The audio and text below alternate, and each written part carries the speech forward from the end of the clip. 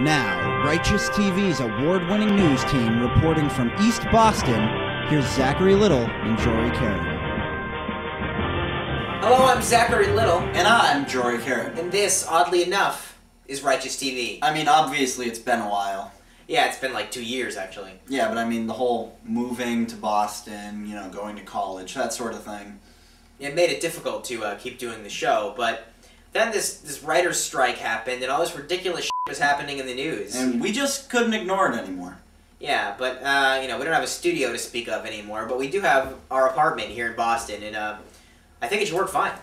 I don't see why it should matter. So, how's it going?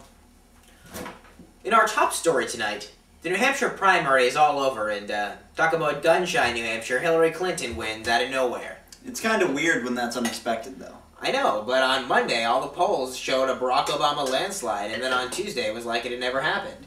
We actually have our poll expert, Conrad, waiting in his office. Conrad? What? No. Yeah, hey, what's shaking? Conrad, how do you explain this sudden surge on Hillary's part? Well, Jesus, I don't know. I mean, first of all, I guess that whole crying thing really did some people in. I mean, they used to call New Hampshire the Granite State because they said that the voters' hearts were made of stone. Turns out all it takes to bring out a little bit of compassion was, you know, was a couple of half-hearted tears from that cold-hearted bitch. Whoa there, Conrad. Sorry. I mean, I bet Fred Thompson's really kicking himself when he found that out. You know, he took 6 weeks of acting classes to learn how to cry for Die Hard 2. I don't remember a crying scene in Die Hard 2. Oh yeah, well, I ended up on the cutting room floor, because whenever Thompson cried, the tears shot out of his head like this and hit walls and shit. It was weird, I saw it on YouTube.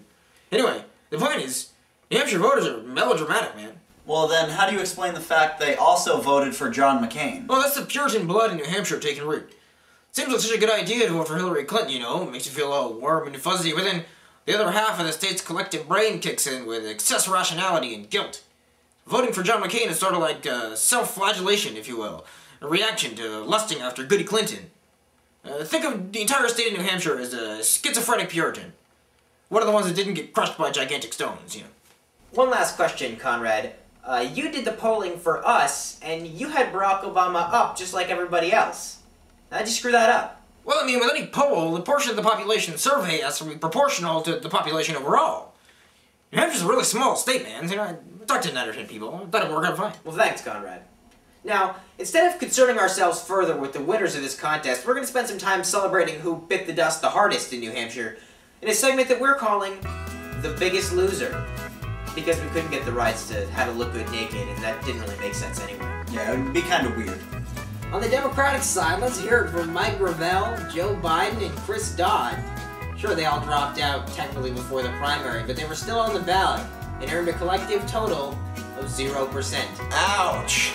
So that translates to roughly 1,000 votes combined, or, you know, the amount that Mickey Mouse usually receives as a write-in candidate in a general election. Ooh! But on the Republican side, there's even more failure to laugh at, since Duncan Hunter, or, you know, that guy who spelled president wrong on his application to run, he received about 1,200 votes in New Hampshire, only about a 16th of what Ron Paul, of all people, earned.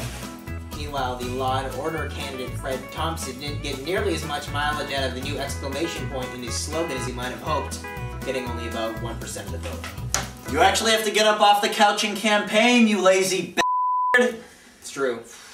But really, folks, the true loser was Mr. 2 silver medals Mitt Romney. First of all, Willard.